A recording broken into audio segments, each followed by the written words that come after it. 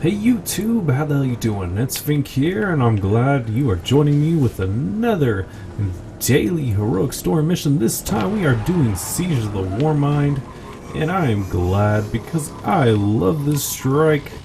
It is the most versatile strike in the game. You can get so many bounties done with this strike alone. Now, this strike is part of the Dark Below DLC, and it's an heiress strike, you know. She makes you go in there and helps Rasputin. He is the Warmind, the last one. He is the only Warmind to screw over the human race and just let us die. So what I'm going to do is I'm going to show you real quick where a golden chest is. So it's kind of off the beaten path, and I don't want you guys to miss it. So hopefully I get some likes for showing you a golden chest. Now you're going to follow that coastal line on the water, go across, and it'll be on this little rock formation here. Oh my goodness, and I do not have it with this character. What a treat. It's all the way back here. Boy, there we go. And look at it give me nothing. Boy, Bungie, how dare you. Let's go back onto the path. Alright. Now, another good thing is there are 4 ghosts I'm able to show you here. So, make sure you stick around. And I'm going to try to get this, I just want to try to get this video up to 50 likes. Try to get it circulating. I know there's a lot of people who are still trying to search for them ghosts. And they are pretty hard to find at moments. They're hard to track down. Now, the first ghost is, as soon as you reach the bottom of the stairs, it is down here. Come on, Rasputin. Spread those doors. Spread them nice and wide for me. Ah, there we go. Yeah. Alright. I've never known him to welcome visitors. Find the control room. Now, it's a good thing to mention that today's modifiers does not contain light switch, thank God. So what we're going to do is we're going to kind of sit back. There's 2 knights to the right, and we want to go ahead and try to eliminate them before we eliminate anything else, because they cause the most trouble. Everything else is just going to be thrall. So what we're going to do is we want to just stay back this way. So as you can tell, they're really not trying to contest with us at all. Of course, I am a Titan, I am bigger, and they know I will punch them out. Like that. And like that. Got the Falcon Punch. Falcon Punch! Oh, hey, nut punch! Boy, them high balls are gone.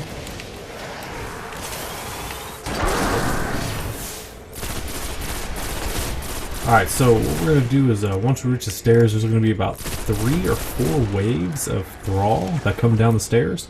And we're just going to stay at the bottom, because it's going to make it so much easier to eliminate all of them. Come down here.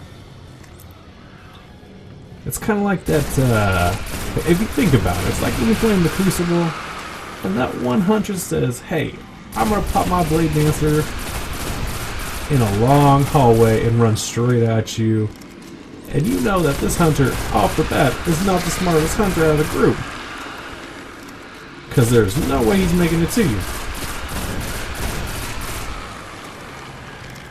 Speaking of the Crucible, how excited are you guys about the Trials of Osiris?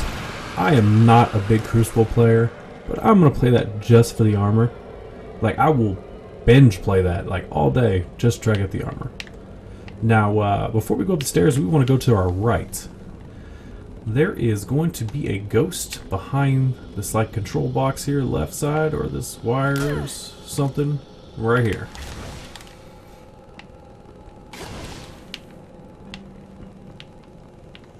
Now, once we get up the steps, though, there's going to be an ultra, which, as you can tell, this knight is not even a boomer. This is like an overgrown acolyte. This boomer is not as smart as the others, because they can't trust him with a boomer weapon. I'll kind of do some alterations to my gun setup here. I am using all the Hive accolated weapons. I'm going to go ahead and switch it up to the Hunger of Crota. Now I know. It's like, oh my goodness, not all of us have these weapons. I understand that, guys. But like I said, I'm always willing to help people go through these raids to gather these weapons up. Now, as soon as you come through the door, we're going to go and hop down. We're going to go down the stairs. There's going to be a ghost right in here. Now, alright, and for the last one's actually on the top of the Warmind itself. Right when you come upstairs, there's going to be like this little machine here with lights. That's exactly what they are. You know, other than lights to shine on the Warmind. You know, he likes to shine bright like a diamond. Well, he's an ugly ass diamond. Now, I'm going to go up. The hunter can get up here the same way. Go ahead, get on just that wire there. Alright, and we want to jump straight up. Okay, now you're on top of the Warmind, the ghost will be directly on top. Now, a lot of people, they would go start this and then they can solo it from up here. It takes way too long. Way too long. So what we're going to do, we're going to go ahead and start this up. As you can tell, all the secrets, the Warmind's on top of the monitors. And we're going to actually back up. We want to go right back here to the first pillar. And Omnigul is going to spawn in. And I don't get this. You know, I just killed Omnigul yesterday. Boy, this must be her twin sister. And she's a screamer too. If you guys watch my Nightfall, which you can, show you how to solo it. I'll show you why I like screamers. Now, I'm going to go ahead and pop a heavy. Well, I'd be sad if I didn't have any. Now we're going to have a wave of 1 wizard, 2 wizards, and then another last wave of 3 wizards. And what we're going to try to do is we're going to try to eliminate them pretty quickly because they do stir up trouble. And there's an ogre at the end, and we don't want all like these poison circles around. We don't want all those around when we're trying to kill them. Boy, let's switch up to that murmur. Now, my suggestion would be, is right when you hit that second wave, run all the way to the right side door where you originally started at.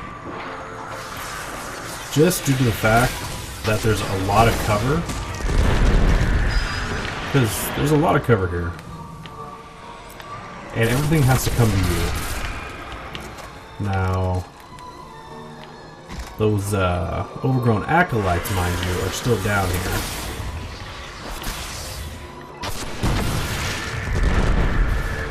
And this, you know, just for simple, I want to make this clear though, even though I am using a really high-end rocket launcher, you know, it's not as good as the Gabblehorn or as good as maybe say the Dragon's Breath due to the solar burn. But if you have either one of those, it's amazing. I have the Gabblehorn, I'm just doing this because it's a purple. I wanted to do this with all the purples. Now I believe we're waiting on the last 3. Boy, there's heavy down there. Don't do it. Don't do it. I have to tell myself don't do it, but I'm that kind of guy who will go down there every time. Okay, so we're gonna have these. We're all looking all bad trying to get up here. I think we're only 1 wizard down now. Alright. Now, as soon as we clear up all the rest of these enemies that are chilling around, well, I wanted to grab that heavy though. Okay, gotta go get it. Well, I can. The reason why I say we want to stay here is because there's going to be an ogre. Okay. And what we're going to want to do is we're going to want to stay over here just because this is the most cover. Okay, we want to kill him fast though, because bad thing about staying here is that there's going to be, this is going to happen, okay? And it's going to be a knight and some acolytes. Very easy to take down, but they're going to continue to spawn, as you can tell. So what we're going to do is, while you're sitting here, we're going to just run. We'll run to the very bottom, or even to the very back. Let's just go ahead and go to the very back, because you can sit here behind the stairway and shoot him through there, he may hit the stairs the whole time, but we do have to watch out for these knights because, and that was the best thing about this mission, because you have to run around.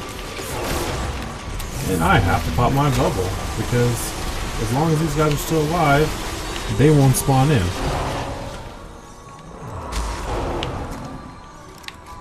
Just really wanted to show you guys what would happen if you did have them spawn in.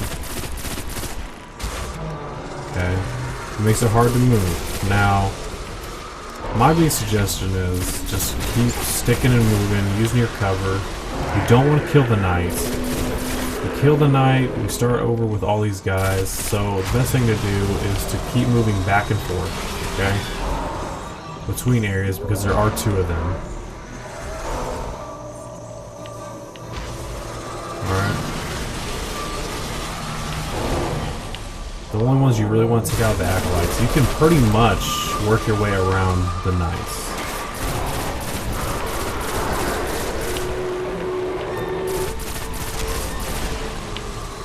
The knights are just going to chase you regardless. You kill them, they're going to keep spawning in. And they spawn in instantly. Okay? And I'm about to get hit by both. Get out of here. Or this, I'm going to put a weapon that I don't have leveled up all the way on. Get a little bit of the XP on them. Anything else I have here? Well done, Guardian. Okay. Rasputin is safe. The Crota's army is more powerful than I thought. We cannot rest. Now is the time to stop them from waking Crota's soul. I mean, and that's the thing though. If you have to drop to the less quality weapons, which since I have the Gabhorn, I love it because I can eliminate everybody so fast. Okay. Now, since I do drop down, it causes me to stick and move a little bit more.